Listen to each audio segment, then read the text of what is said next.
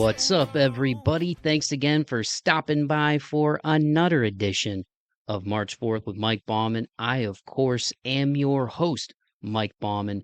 Whoever you are, wherever you are listening from, thank you so much for checking out the Badcast.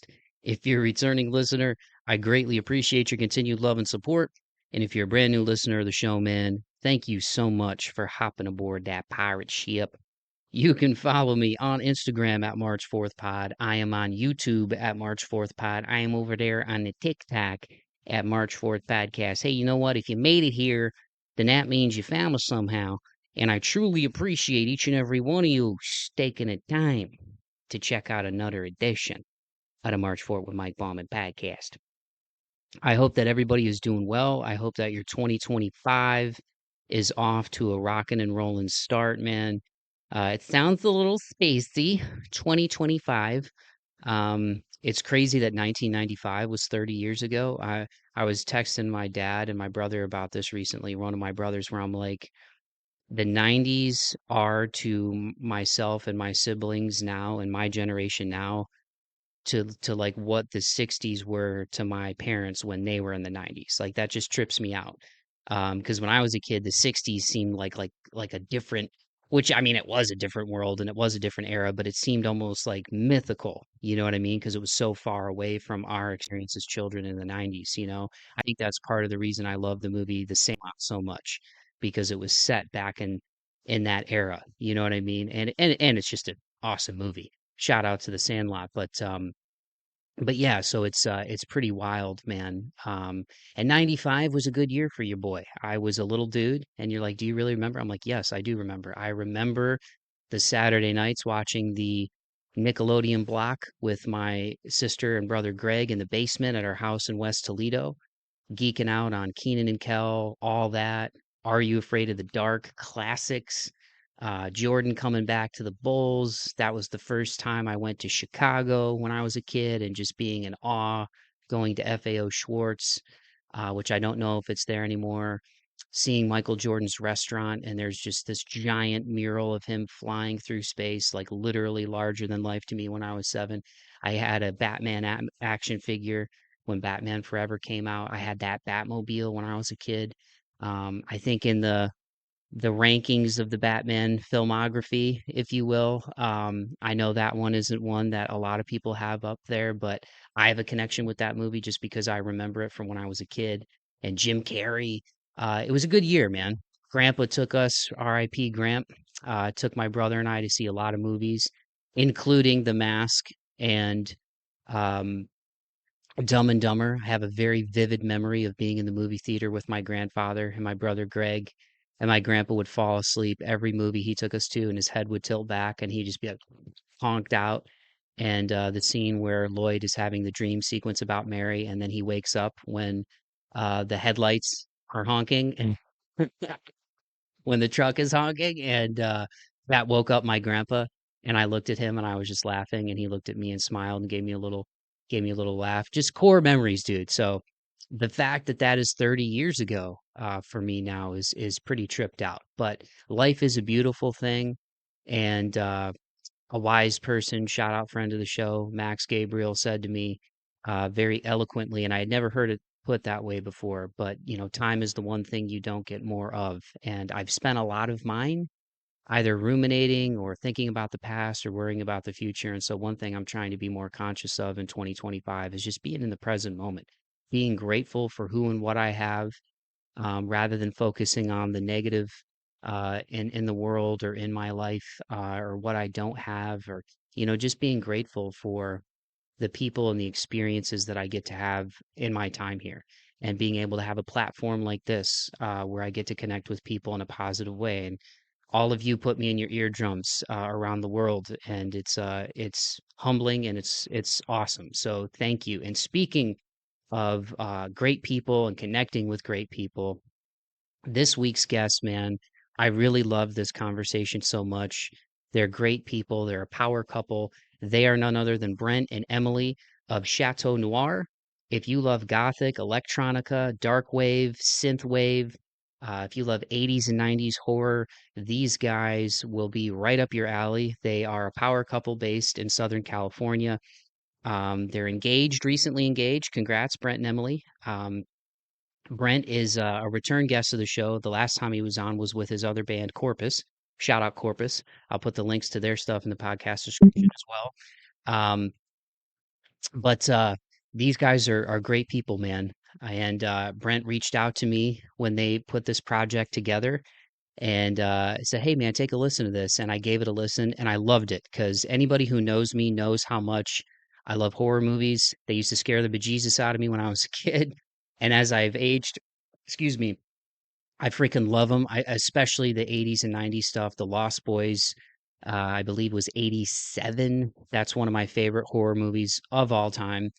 American Werewolf in London, one of my favorite horror movies of all time. I believe that was 1981. I mean, I'm just a nerd for the stuff. The Descent is one of my favorites, which I actually gave Brent a shout out the last time we talked, and he checked it out. And one of my favorites. I feel like kind of underrated in terms of like the last 20 or so years. In fact, I think that one is 20 years old this year. I believe The Descent came out in 2005. Um, Great horror movie, man. Great horror movie. Might be a little tough for you to watch if you're claustrophobic, but it's awesome. I digress. But so yeah, so I checked this out, man, and again, even the '80s music that I love. I love new wave. I love '80s pop. Uh, Synths. I love so much. I have to abbreviate it. That's like one of the hardest words for me to say is synthesizer. Um, but I just love that, and we talk about that in this conversation, like everything from more gothic or kind of darker stuff, synths were present in everything from like Madonna to like Depeche Mode in the '80s. It's a very distinct sound. Stranger Things, I think, reawakened sort of my love for that. I don't trust people who fast forward the intro to Stranger Things because it's so dope. But we talk about all of it, man. Their record, self-titled record, Chateau Noir, came out this past November, right about 2 months ago, and it's sick, man. I love it from front to back. It's structured great. It's a front to back listen from the opener, Skeleton Key, to the last song, Chateau Noir. I love Decadence. I love Bloodlet, VHS, Born to Darkness. The whole thing's great. But they've also done awesome music videos for VHS, Fatal Glance and Decadence, which are over on YouTube, and we get into that. It's just a really cool art form that they're doing, from the music to the music videos, to the love they have for one another and getting to create together, which we talk about. It really is the embodiment of this podcast, March 4th, perseverance, moving forward. And like I was talking about, time, using the time that you have to do good while you're here and to pursue the things that make you happy. And I think it's so cool that these two lovely souls met, reconnected, and get to create awesome art with one another. So without further ado, I'm going to shut my big yapper and give you guys my conversation with Brent and Emily of Chateau Noir. Here it is.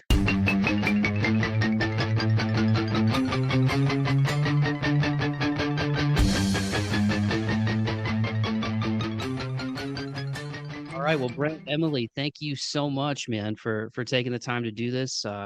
Like we were chatting before I officially hit record, it was I'm glad you reached out. I'm a big fan of horror movies, and Brent, I think the first time we talked, I think we talked a little bit about that, but Chateau Noir is sick, man. So thank you, Brent and Emily, for joining me, man. Thank You're you. welcome. Thank you. So just to start here, for people who aren't aware, I want to say congrats because I know you guys recently got engaged, right? Yep. Yeah. So so before we get into the background of this, because this is actually a pretty unique episode in a lot of ways, because I was trying to think, I think I've only had one other couple on here that also plays music together.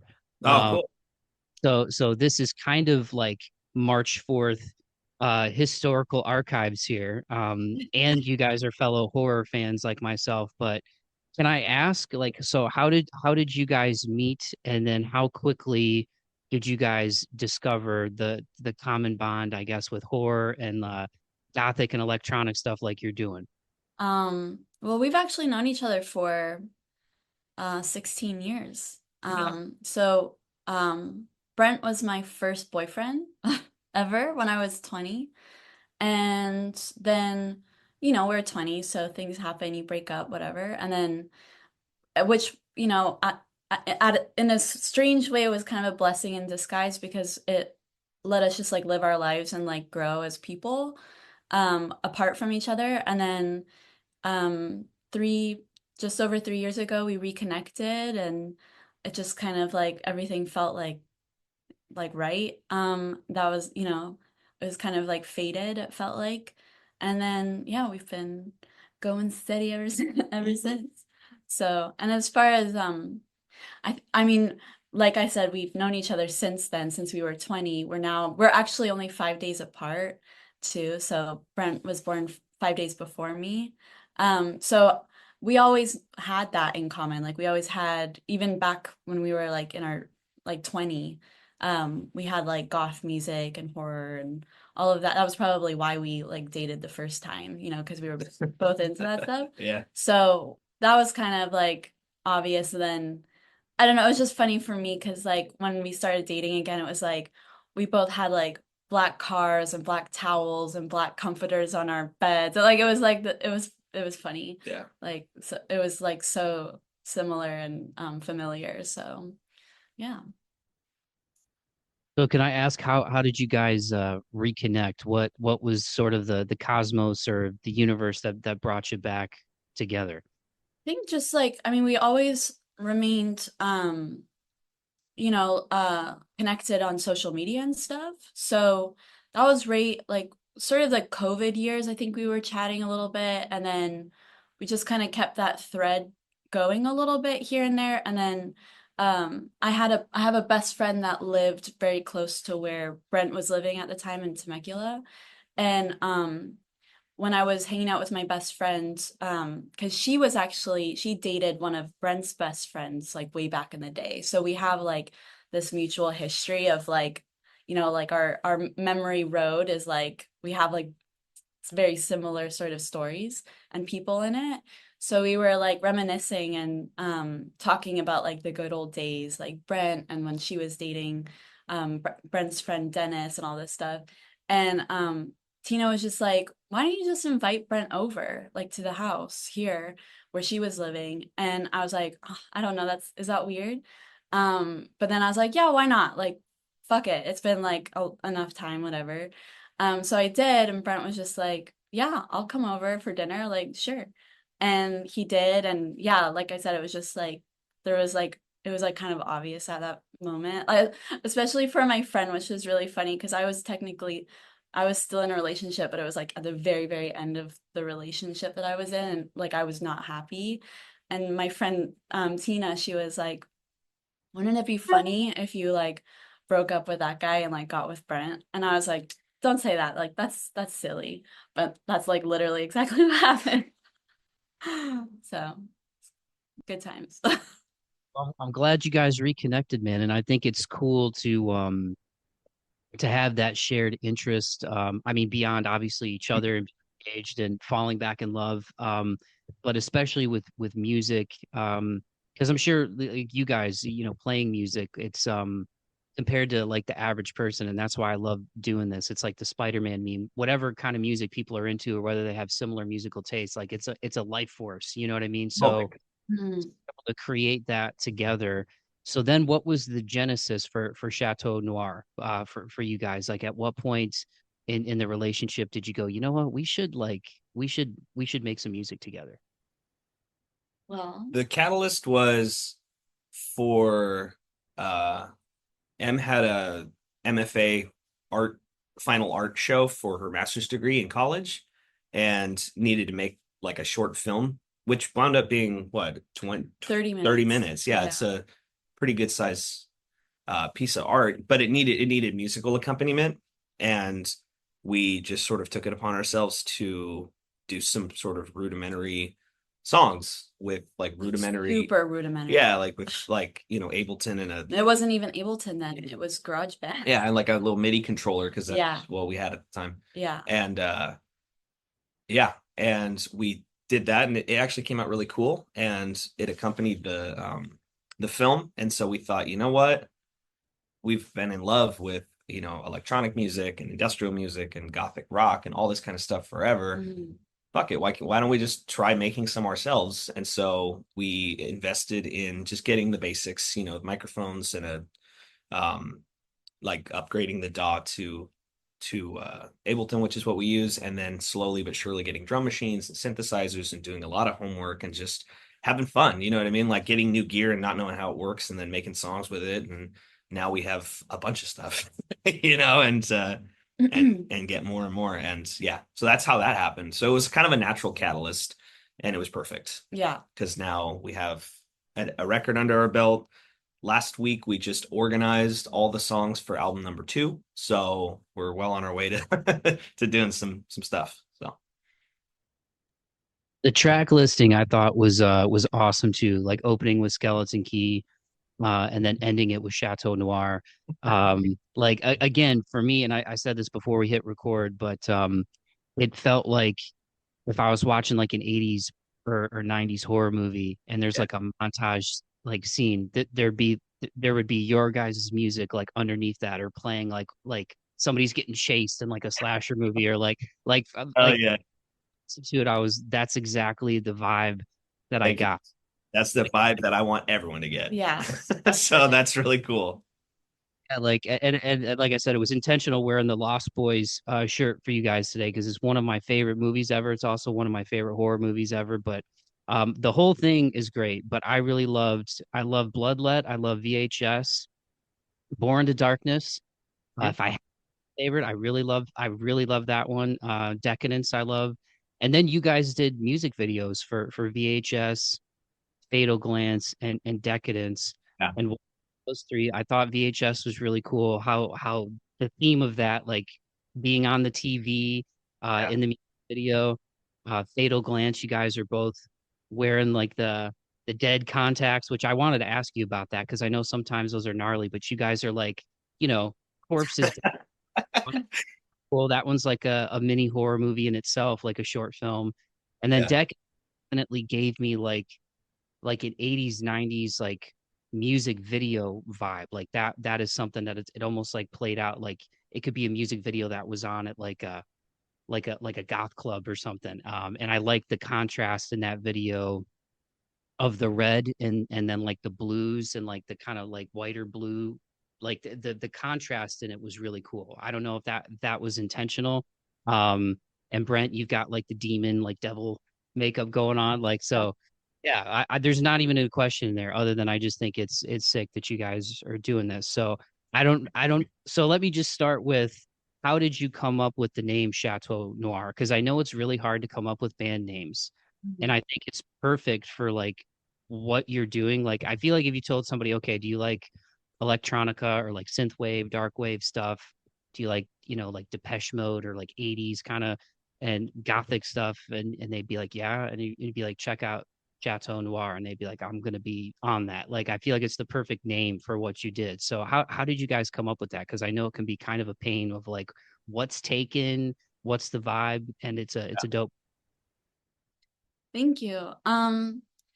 Yeah, we were just kind of brainstorming back and forth. Like we wanted a name that, like you said, just kind of like was an obvious like homage to the music that we make. Mhm. So we had lists in each of our phones, and we would like text each other like some ideas, like just throughout the day, like something would come up, like, oh, whatever, and we would text each other. And I remember I was driving and I was listening to, I love him, and I really liked Villa Valo's album that came out recently. That was like his solo album. And he has a song on that album called Neon Noir, I believe it's called. Um, and I was like, noir, that's cool. And then I just thought like, like I'm Canadian, so like French. I mean, I'm not fluent in French by any means, but like I like the language. I like phrases and whatnot in French. So Chateau Noir just kind of popped in my head, and I text Brent that, and he was like, "That's so funny because I really want." What was it? Jazz noir. Jazz Even though Noir. we don't make jazz, I No. thought it'd just be really cool. Yeah. It just has a smoky kind of vibe to it, dark and whatever. And when she said Chateau Noir, I'm like, well, that's it. There's our Yeah, band. there's that noir was just like, Yeah, yes. naturally. So, And you're right, Mike. Like it does fit the sounds 100%. So, which is cool. I also feel like that could be a name of like and Emily, since you were Brent was talking about doing art school and stuff, which it's so wild how the universe works sometimes because I literally just watched a movie called MFA.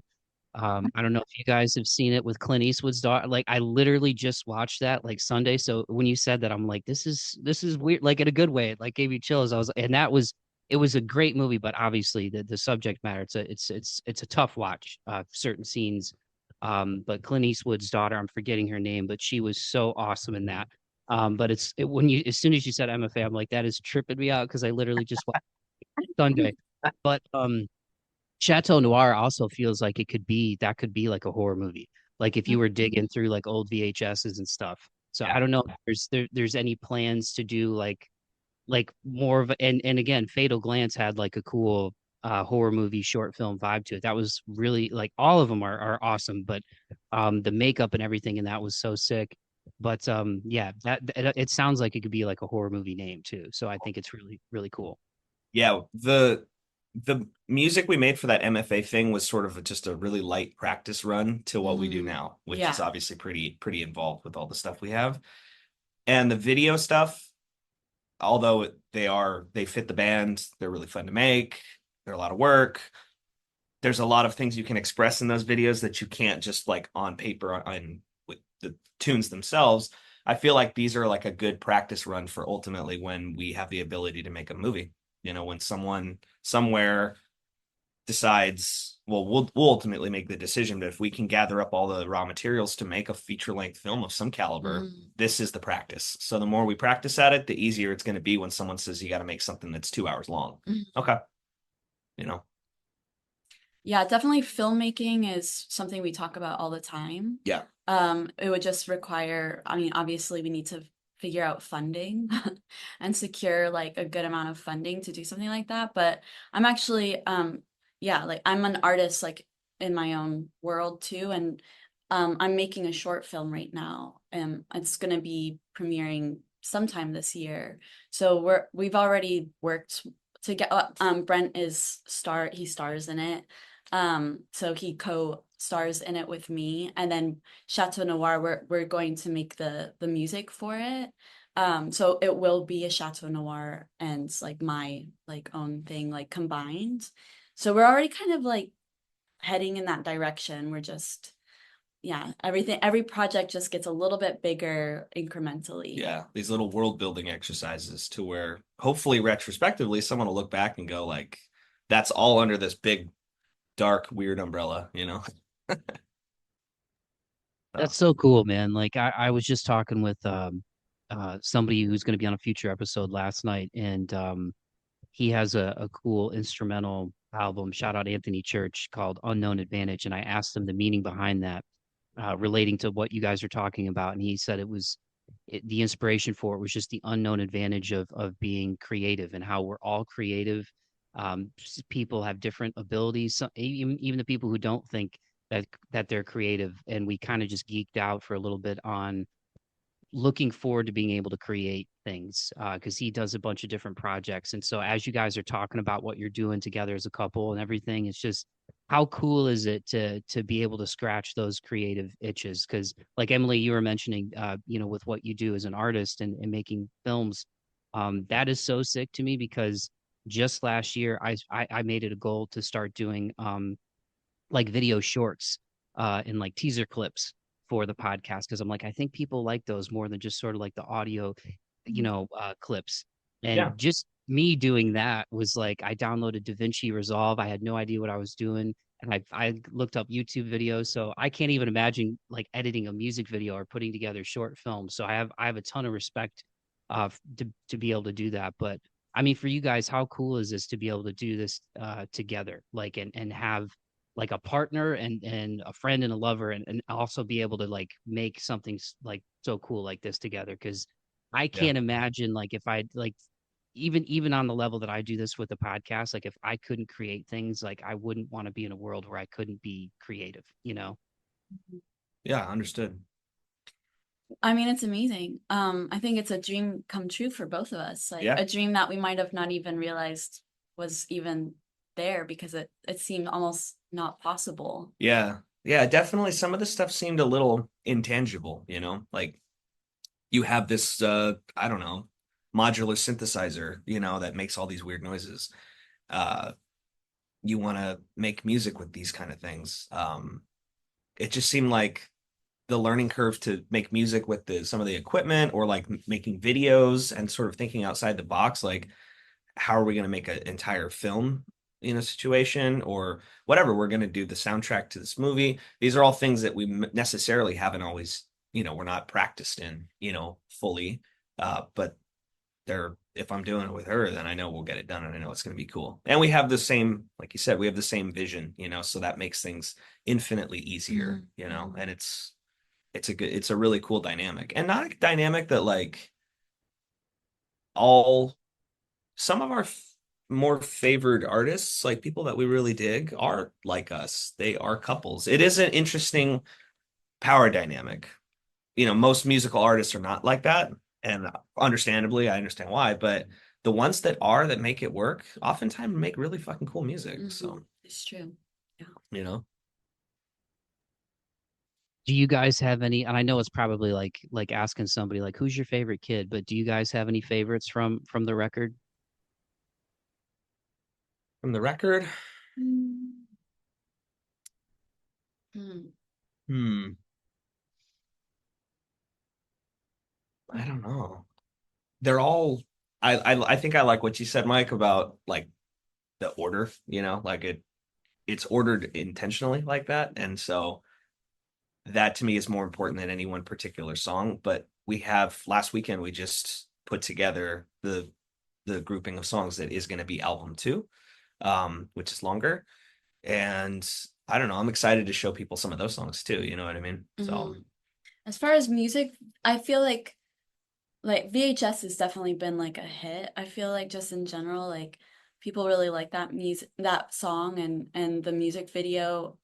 Like even like I mean just crunching numbers, like it has the most views. Like it's definitely it seems to be like the song that people yeah, like just jive to a little bit more. But as far I really like you said, I really like Born in Darkness. I think yeah, it's just like a fun. I mean, it's literally about being a vampire, yeah, so it's like and like I also have a background in theater, so it feels very theatrical too. Like you can kind of like cosplay a little in it. So yeah, I think those are two that stick out to me on the yeah. record. And I all the album, at least what we have out thus far, there's a little piece of different kinds of electronica, I feel like, in each song. We're not just like, oh, we make EBM music, or oh, we make industrial music, or oh, we make dark wave, or whatever you want to call it. I think every song is different, and on this next record, that's even more apparent, which is cool. And of course, they're all about, horror movies and vampires, Yeah. love and sex and And death death. and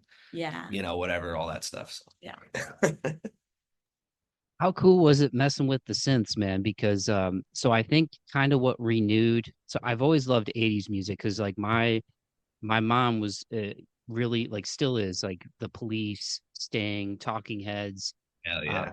Depeche Mode thrown in there, like everything from like all the new wave stuff to like the 80s pop stuff. And then like my dad was definitely more, classic rock.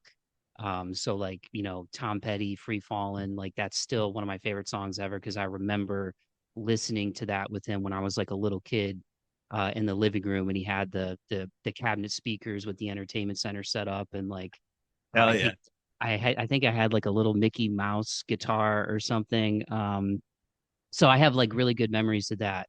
And then I got into the heavy, darker stuff because my big brother's 6 years older. So in the mid '90s, when he was a teenager, it was like Metallica, Korn, Sure. Guns N' Roses, all the early '90s stuff.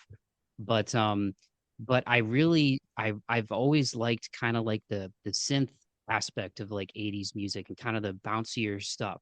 And I like how it kind of goes between light and dark. Like when you get to more of the gothic type of stuff, it's there, but then also in like really mainstream poppy stuff, it's there. And then when Yeah. Stranger Things came out, like I joke, I'm like, I don't trust anybody who fast forwards the intro to that show because it's such a Oh, cool, iconic intro. And I think that kind of got me going into like synth wavy stuff. And there's even been some YouTube videos about the guys who came up with that. Um, and I know that instrument, like it's hard to learn, and there's so many different aspects and cool sounds you can get. But a long preface to my question of, as you guys were starting to get more involved in this, like how cool was it to kind of learn even that instrument? Because it's so cool and there's so many things you can do, but I know it's probably a challenge compared to like, guitar or drums, not that those are easy, but a little bit more straightforward Yeah, compared they're to. more intuitive. Yeah, the synthesizer stuff is not intuitive. That's, I think, the hardest part is like, you have this thing in front of you that doesn't necessarily even have a key bed on it to play. But obviously you need to trigger and actuate whatever's inside of it via something with keys. It's yeah, they can be a pain in the ass. But um they're fun, like, and we even like reference Stranger Things while making this album because Oh, there's a part um in the song Chateau Noir, like the break in the song is this dun, dun, dun, dun, dun, dun, dun, dun, dun, this arpeggiated like huge synth part. And yeah, I always kept calling it like, oh, it's the Stranger Things part because that's what it sounds like, the intro to that show, you know? yeah. I feel like the hardest part is maybe like consistency because there's so many like different ways to modulate the sound. Yeah. But that's also the funnest part because like it's like you're experimenting every time you like set the synth down and plug it in. You're like, okay, what Hmm. are we looking for, and what's the secret sauce to like get the sort of sound that we're looking for? And like one synthesizer can create something super heavy and industrial sounding, and then like you said, it can create those like Madonna, like a virgin, like those really high, like happy poppy sounds too.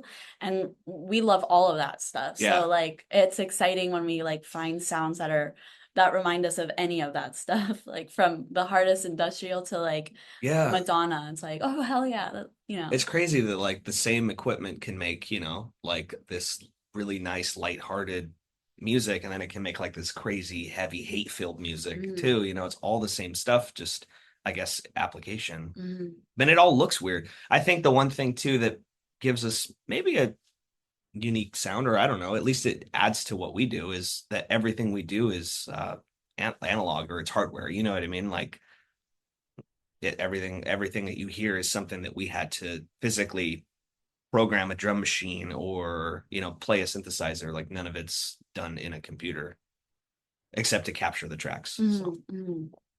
Yeah. That's so cool, man. Were there anybody that you guys were like looking at either on YouTube or artists that inspired you or helped you kind of learn it as you guys were kind of figuring it out, or was it sort of trial by fire? We have some there's some artists that we really love. One that just pops to mind because it's another duo is Boy Harsher. yeah, We always reference them as like a sort of source of inspo. And we kind of like describe their sound to each other just to like, oh, how do they like, that one part that's like this or what we kind of break it down like thinking about like how they achieved their sounds. What else? yeah, as far as like the learning curve for learning how to use some of this stuff, it is mostly trial by fire. Yeah, But as far as like sonic influences, yeah, Boy Harsher would be. a big one. And we sound a little like them and nothing like them Right. simultaneously, Yeah.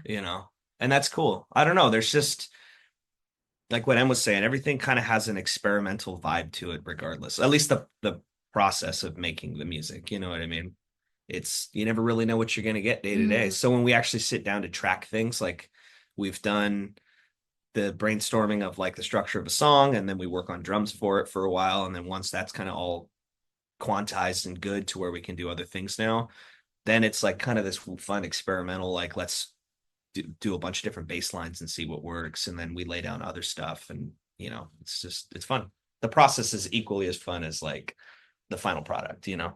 So Yeah, it turned out awesome. Like I really I really, and I'm not just saying that. Like I think from like an art perspective, like even the cover. um, which I don't know. Was that a still from Decadence? The like the cover of Chateau Noir, or is it kind of like inspired by that? No, it's from that shoot. We did that shoot over a couple of days, and so we filmed it all, with a camera. And then we also have a 35 millimeter camera that we take stills of during all of these like creative bursts, Yeah. to kind of every video has like still photography attached to it, whether people have seen it or not, um, is a different story. But we have like little collections of things that we've shot. And during that process, we shot, some of like the prosthetic stuff when I was the Hmm. devil and like some little behind the scenes, photos just for our whatever interest. And Hmm. one of them happened to be I had her down on the floor with the lights and the flowers and all that kind of stuff. And we just shot some still photography thinking, let's see what's going to come out. And yeah, when we developed those roles, they were wicked. Yeah, we were also experimenting with double exposure. Yeah. And because we like never really did it before, we accidentally created like triple and quadruple exposures in one picture. And so there's a local camera place around here that we get all the film developed. And when I took that particular role in, and then retrieved the photos, the lady who's like the developer, she was like, you guys are experimenting. Like I could tell that. She was like, sometimes it's really hard to cut the picture because I have to like make an executive decision like where the picture ends on the roll of film.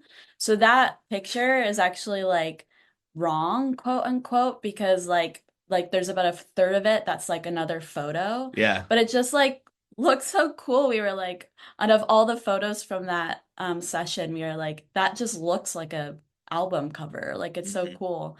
So we just threw it into Photoshop and like tweaked it a bit, but essentially it's the 35 millimeter picture. Mhm. That's sick. I feel like yeah, like when you look at that, you could walk into like a record store, or even if it was like a movie, and you'd be like, again, like if you're into like horror and you're into like stuff from like the 80s or 90s, you'd be like, what's that? Like I gotta check that out, you know? So yeah, you guys definitely captured a vibe, man. I think if this came out in like 87, the people who are into this stuff would love it. And I feel like in 2025 it's sick. So congratulations. I can't wait to hear the second one. Um that's in the bag already. And just on that, and thanks again so much, Brent and Emily, for doing this, man. I really appreciate the time. And again, Thank you.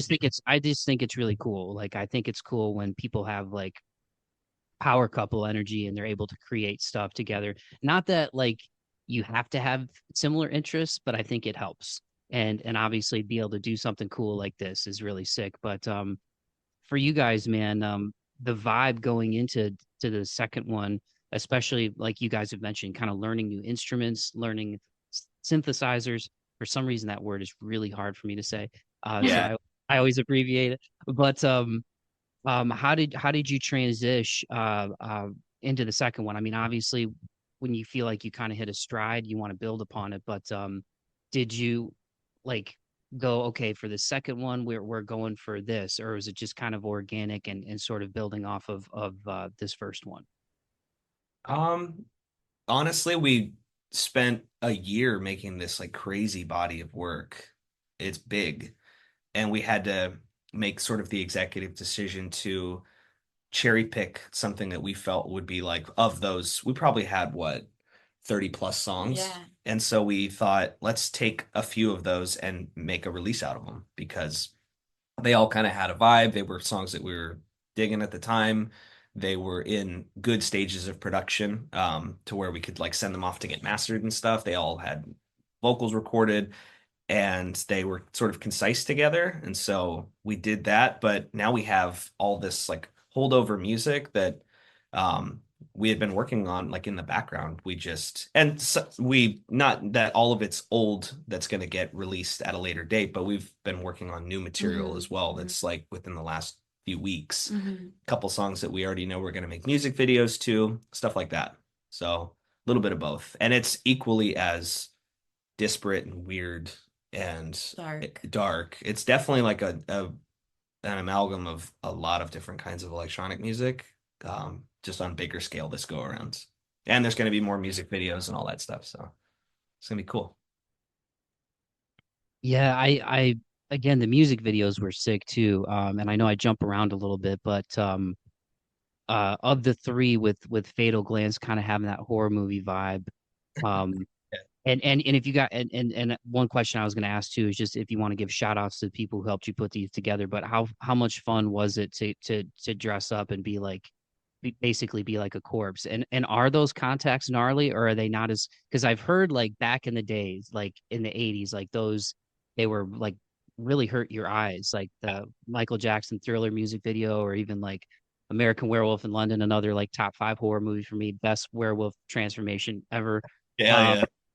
are those contacts not as harsh now? The ones where you have like dead eyes like that? No, they're made by the devil himself. Yeah, they're gnarly because you're also blind. Like they're not only uncomfortable, but like you literally can't see. Anything. So it feels very It claustrophobic. feels like you got pepper sprayed. Seriously, the whole Yeah. time you're wearing those, it feels like somebody just pepper sprayed you And it's kind for of hours. scary just because like you can't see. So like, in your head you're like, will I ever see again? Like, even though you can just take them off, but like they kind of freak Yeah, you out because it's just like, oh my God, this is what it feels like to like not have your vision. yeah. Like a spookier Stevie Wonder, you know? Yeah. Yeah, especially when you're like it goes from like seeing perfectly into like instantly like you're in like this really thick fog. Yeah. It's very Yeah, it like feels like Silent Hill or challenging. something. It's Yeah. awful. And the only saving grace is we had so many we didn't really have to dress like the set too much because where we live just kind of looks like that most of the time. And we shot it around Halloween. But we had like all these candles, so the house is like 10,000 degrees inside. And the only thing you can see is like the light emanating from the candles and like maybe 2 inches In in front front of of your you. face, you know? And that's it. Yeah. It was the blind leading the blind.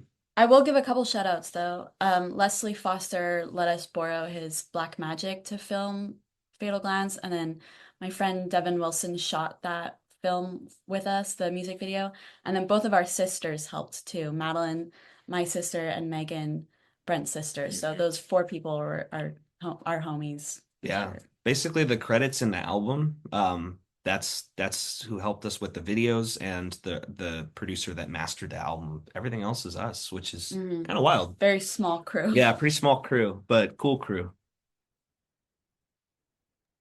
Well, I can't wait to hear the second album. And before I let y'all go, and thanks again so much for taking the time to do this, y'all. I really appreciate it. And you guys should be proud. It turned out awesome. And hopefully in my little corner of the world, I can help expose more people to it. But we gotta geek out on some horror.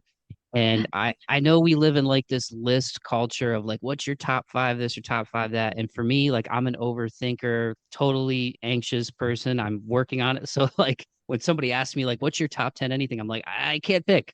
Um, but so let me just ask like, what are some of your faves off the dome? I would say let's start with like the horror movies themselves. Like what are some of your favorites or most inspirational or even ones recently that you really love? You're up.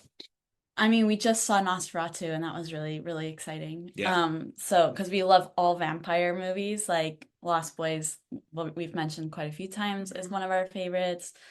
Interview with the Vampire, that's where Born in Darkness was named after that film. Um, so yeah, anything vampires, anything 80s. I also really love we love like a lot of like Roman Polanski, like devil movies too, like The Ninth Gate and Yeah. Rosemary's Baby. I love those films. But then there's like all the slasher films too. Yeah, we watched a bunch of slashers, the whole Friday the 13th, some of the Nightmare on Elm Street and Halloween movies as well. Just Hmm. like in the studio, because we have a little 13-inch like combo TV, two of them actually, that play VHS tapes. So that's here in our studio. And so as we're working on music, we can usually put that stuff on mute or turn the volume down. And, weird, I don't know, we've watched a little bit of everything. Dario Argento was in inspo recently. We're Yeah. like, oh, like Suspiria in particular. We were like, oh man, we Yeah. gotta like ape some of this because it's so good. David Lynch, Yeah, of course. Yeah. rest in peace. But Yeah. yeah, we've talked about doing some strange sort of Twin Peaks, David Lynch David inspired. Lynch inspired everything, videos, photo shoots, even dreamy dreamscape sort of music, like all Mm-hmm. kinds of stuff. Mm-hmm. Yeah. Yeah. He's a huge inspo. Yeah. Yeah. But yeah, Yeah, it's I'm thinking The Thing. I'm thinking, yeah, yeah, we there's just so watched many. old like 90s and 80s like horror anime stuff that's just like wicked and just totally evil and violent and crude. I don't know, just tons. Hmm. Tons of stuff. One of your suggestions, Mike, from our last go around was the Descent, which is cool. I saw a company recently doing like retro. They'll put stuff like back on VHS, and they did the Descent, and it like had cool box art. I was like, hell yeah, So saw that recently. Thought of you. All kinds of stuff. I don't know, and all this stuff for the most part has been on VHS. Because that's what we have in our studio. So we just slide the tapes in and rock and roll.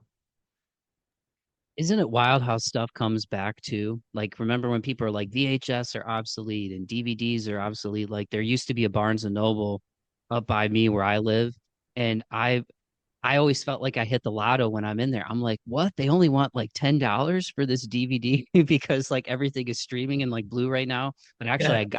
I got the Lost Boys Blu-ray from there, and it's got some like cool interviews and stuff. But yeah, I'm glad you checked out The Descent, man. I tell everybody with ears about that movie. I love that movie so much. It never gets old. Um, is there one that you? Let me ask this: is there one that you saw when you were younger? And it scared the bejesus out of you that you felt like if you watched it now, you'd be like, Emily, you'd be like, okay, I need Brent next to me when I watch this because I don't want to watch it by myself. Or Brent, you'd be like, I need Emily next to me when I watch. Like, because I'm trying. Like, there's ones that I saw when I was younger. So, and I don't know if I mentioned this in our last conversation, Brent, but to this day, Stir of Echoes, even though it's like a thriller more than a horror, I would say it's probably billed as a thriller. That movie freaked me the F out, dude. Like, because I believe in like spirits and good energy and bad energy. And like, I believe there's people who can see things that we can't see or pick up on vibes and stuff. That movie terrified me. And it was so good. And then one that I watched recently, like within the last decade, which is a horror movie. The Canal. I don't know if I mentioned that one. I watched that by myself, like, and I had trouble sleeping that night. That movie freaked me out. But are there any to this day that you guys would be like, yeah, if I was by myself, I don't know if I'd want to watch that by myself. I know it's not real. I know this Yeah. is fantasy, but it would be unsettling. It's funny that you mentioned Stir of Echoes because literally just right before we sat down with you, my sister-in-law Madeline was watching it a couple nights ago, and I just literally an hour ago put the DVD like back on the shelf. So it's in like regular rotation Yeah, here. for sure. So yeah, that's definitely a vibe. Some scary shit though. I mean, The Exorcist comes to mind.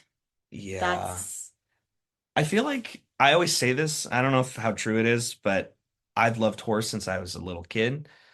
Like a really little kid. And I feel like if you're not like the most true purveyor of horror is still genuinely afraid of things. I know I am, mhm. so like I still get spooked and creeped out. And I feel like that always lets me know, like, yeah, keeps me coming back for more. People who are desensitized, like, yeah, nothing scares me. It's like, well, how much do you really love this shit? You know what I mean? Yeah. I love it. Yeah, The Exorcist is definitely a ugh. Yeah. Yeah, that one's wicked. I don't know. There's probably a lot of movies that Yeah. just creep me out a little too I mean, I feel much. like I always need you to watch a horror movie with. Yeah, boy. Oh, one movie we didn't mention as a favorite though is The Shining, and we're like literally sitting on our Shining pillows. So Yeah. we have like Shining stuff everywhere. So that one I should shout out. Yeah, some of the I think that's what the legacy of that some of those Stephen King movies, books turned film is that they're just insidious. They're creepy. Yeah. Everyone's scared of like Pet Cemetery and It, and there's some really fucked up Yeah. Stephen King stories out there. There's some not nice ones. And yeah, those creep me out even now, for sure. Even the cheesier ones. Yeah, like Pet Cemetery. Ugh. That one's a slow burn. Ugh. Uh, Yeah. yeah, there I saw a uh, just because we love this stuff. There was a clip from The Shining when Jack's at the bar, and he's just descending into madness, and Mhm. and just that, like it's still to this day, you've always been the caretaker here, sir. Like stuff like that. It's just like, dude, I can't, man. Um, I actually sent my coworkers a meme through our like messaging system because it was like 19 degrees here in Nashville a couple Ooh. days ago, and I was like, "This is me this morning," and it's like the end of the movie where he's in the maze. Yeah. It always makes me think of South Park too when they poked fun at that where Randy's got like the last blockbuster and he's like trying to keep it going. But yeah, The Shining to me still holds up. And it's weird. I feel like for some people that's kind of a love-hate one with that. I It still was think with Stephen King, which is that's the craziest part. Like the guy that wrote the story hates the Kubrick version of his own movie, Yeah. which is like lauded as one of the greatest movies of all time, Yeah. That's bananas. yeah, that one is really good. The Exorcist, though, yeah, for the time that it came out, I Yeah. think I know my mom told me it, which I mean it's not surprising, but I think it yeah, freaked out my aunt. But we were talking about American Werewolf in London, which I Yeah. love because it's almost there's a lot of satire in it, and there's like a lot of funny, like I love comedies too, Yeah. like a big goofball, and there's just so many like fun, like dark humor moments in that movie. That's why that one's like a top. I said I don't like lists, but I would put it in like a time capsule for like people on Neptune, like 3,000 years from now. Yeah. Um, but there's a lot of funny moments in American Werewolf in London too. And there's stuff that like as you get older that you just don't notice or don't appreciate when you're younger. When you watch a movie a few times and you're like, I didn't catch that. And my mom saw that in the theater with one of her best friends, and it was terrifying. And I'm like jealous because I'm like, man, if I could transport myself back to like 1980 or 81, whenever that one came out, and see that in the theaters with other people and just that transformation scene. But I love in the beginning when they're walking through the moors and uh he falls and he screams, and like you think that's going to be when, and then there's like that beat where he's like, dude, don't, mess with, and then the werewolf comes out of nowhere and like gets him. So there's like that beat where you're like, oh, he screamed and I freaked out. And then it's like 1,002. There's like 7 seconds before the werewolf comes and like, and even watching interviews on that, they said one of their goals in that movie was to kind of build it up, where it's like, all the werewolf parts throughout the movie, you only see like bits and pieces of it up until like the very end. And I thought that was kind of a cool build how they did that because, yeah, super super cool. One of my favorites. Musically, is there any soundtracks that you guys like? Especially with the vibe of Chateau Noir, are there any that stick out or moments in horror movies that you really like as far as the soundtracks or even the score, I should say? Mhm. Yeah.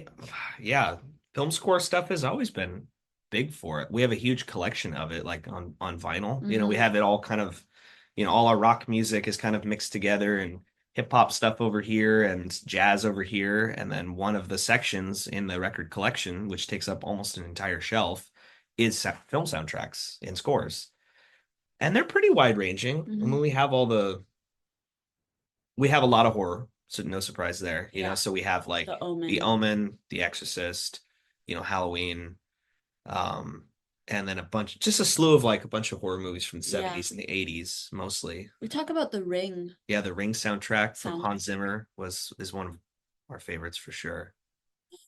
There's just like there's just soundtracks are mesmerizing, And and then, especially in horror, they're the best. It's the yeah, absolute best. thinking about like modern movies that have been maybe less inspo, but just more like, oh, hell yeah, they're doing it too, is the Terrifier franchise. Because Oh they yeah. always have like cool, like 80s sounding, like there's like the horrifying scenes of, all that stuff. Yeah. But then there's like this really cool Yeah, soundtrack it's going like on. film score meets synth pop and stuff. I don't know, Yeah. it's cool. Yeah, like big hats off to yeah, Terrifier. And we spent it's kind of important to us because we spent our one of our anniversaries watching Two of them, right? And this was it two? yeah, we went to the Oh, yeah, we watched them back to back one day. yeah, we watched all the whole Terrifier franchise. I think it was 4 movies up to that point with the All Hallows Eve stuff, minus the newest movie.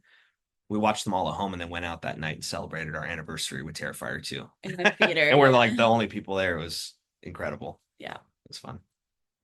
But yeah, the soundtracks are badass. Yeah. That's a cool memory, man. That's a cool memory. Sorry, Emily, I didn't mean to cut you off. Oh, no. You're good. Yeah, those are wicked. I didn't even think about those. Mhm. Yeah, because it's like half horror, you know, dun, dun, dun, dun, dun, dun, dun. And then there's just this funky, like, I like that they just chose to sort of make it feel like real 80s, you know, with all this bright, like, synth music. That was cool. Yeah, that's one where another one for some reason is like really polarizing for people. Well, I guess I shouldn't say for some reason. I know some people aren't into like the super gory stuff. But again, like you were just alluding to, like I feel like he's kind of going for that like 80s like crazy slasher vibe, but also like I think it's really cool how there's a character again that's going to be memorable because we especially when you think about the 80s, whether it's Jason, Freddy Krueger, you know, like those are like iconic characters, you know, and I feel like this is a horror movie where it's like you kind of know what you're getting, but I just feel like with Art the Clown, part of what makes it so cool is he doesn't say anything. It's Mhm. so expressive and like also the black and white makeup and the teeth, like it's jarring, you know what I mean? But It's a yeah, hard watch. yeah. Like it's when I saw the first one, there's obviously a really crazy scene in that where somebody gets like sawed in half, and I was like, oh my God, you know, and I felt like Yeah. Chris Tommy Boy, oh my God, like it was like, oh my God, this is nuts. But yeah, it's just like an homage to those movies, but also I feel like kind of for a new generation that is, especially if you think it's really weird to say this out loud, but I'm like somebody who's 25 years old was born in the year 2000, which is after Stir of Echoes came out. But like, and like that era of horror over like the last 2.5 decades, like you know, there's been franchises and stuff, you Oh know, like yeah. Saw and things like that, which are awesome. You know, like there's been some really cool, awesome horror movies that have come out in the last 25 years.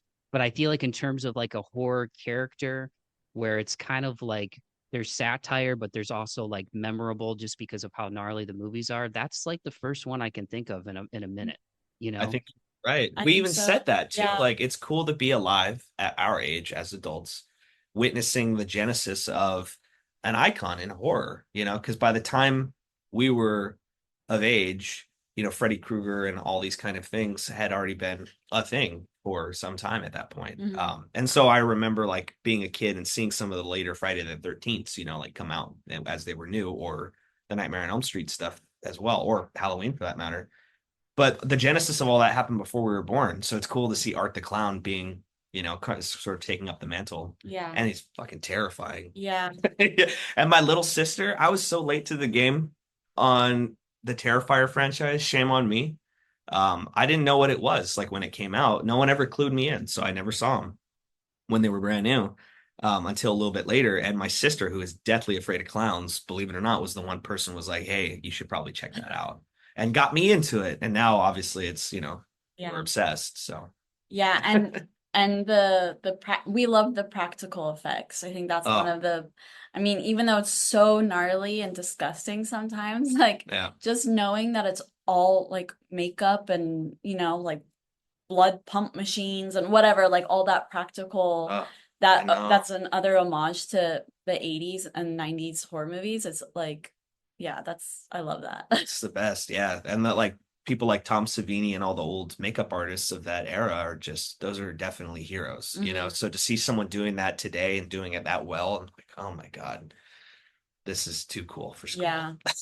For sure. Like even just our music videos like Fatal Glance with our zombies and Decadence with the devil, like I mean those are nothing in comparison as far as makeup and all that stuff, but definitely that was the inspiration. It's just Big time. practical effects in horror movies. Yeah. And there will be more of that. And there definitely will be more. Yeah, there's definitely going to be more of that here soon for sure. Because we already have a couple like video ideas that all I think the fun thing about this project too is everything kind of has a little theme. It's not always the same theme, but every video has a theme, every song has a theme. All the lyrics have a theme. And so it's fun. All that thematic element is cool. Before we wrap it up, and thanks again so much, Emily and Brent, for doing this, man. I feel like I could talk to you guys for 4 hours about horror. And you're welcome back anytime.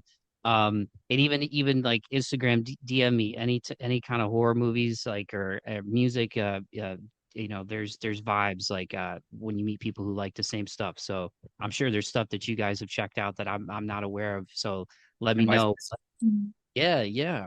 Um, Even in the background, you guys got like cool stuff going on. So let me ask you, you talked about the DVD collection, the record collection and how vast and varied it is. What are some of your favorites, like either merch or music, horror related kind of, fan nerd stuff that you guys have? Because I'm sure there's some really cool stuff. Even like the couch or chairs you're sitting on right now, it looks like it's something out of like a to be in like a Tales from the Crypt house type of thing. I love it. That's like one of my dream. I want that so bad. I don't know why I don't have it. I want a crypt keeper, like a full-size crypt keeper somewhere in our home, from Tales from the Crypt. That would be so cool. And a Chucky doll. I'm ashamed to admit that in 36 years on this planet, I don't have a Chucky doll, and I need one. Yeah. But what do you already have that you love? What do we have in here?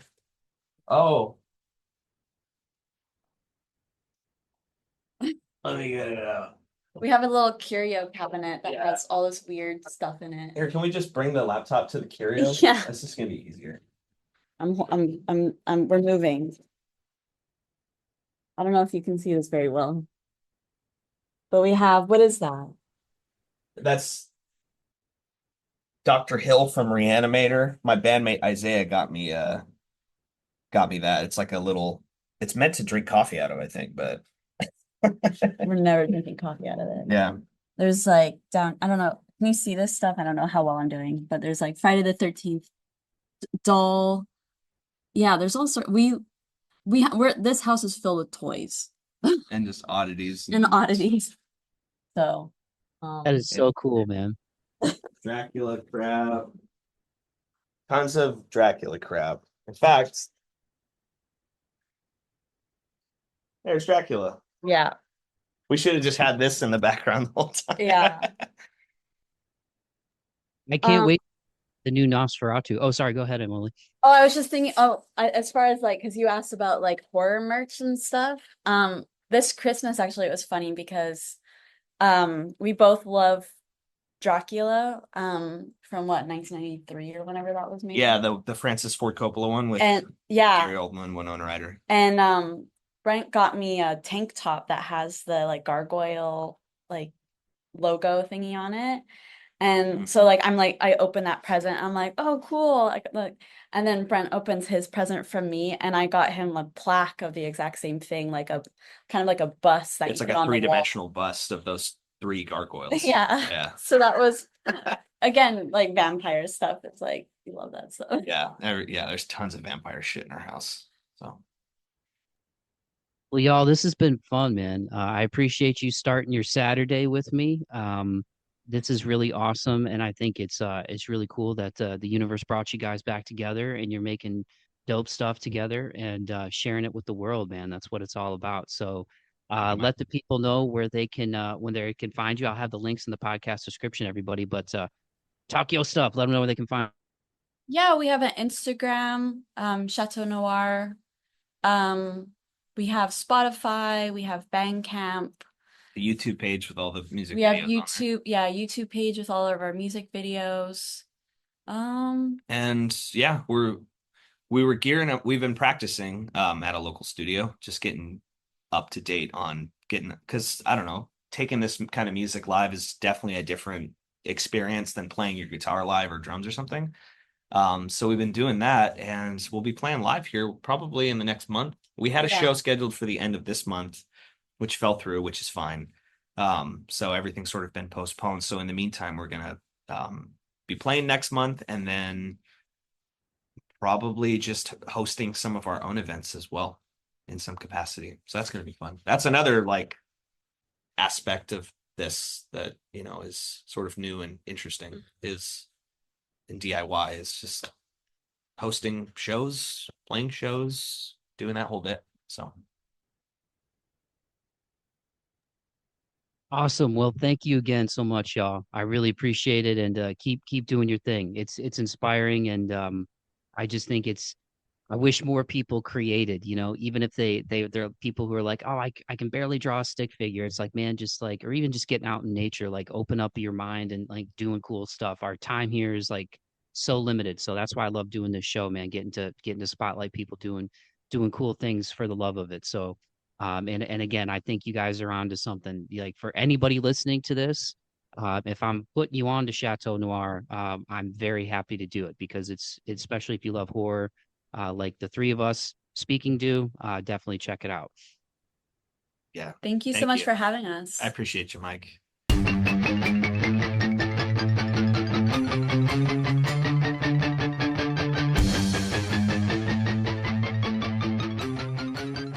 Alrighty, dighty, there you have it. That was my conversation with Brent and Emily of Chateau Noir. Make sure you go follow these guys on Instagram at _chateau.noir.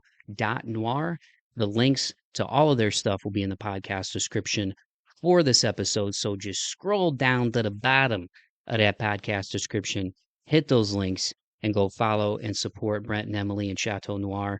Once again, their self-titled debut is out now, available wherever you get your music. And stay tuned because, as you just heard in the conversation, they've already got the next one ready to go.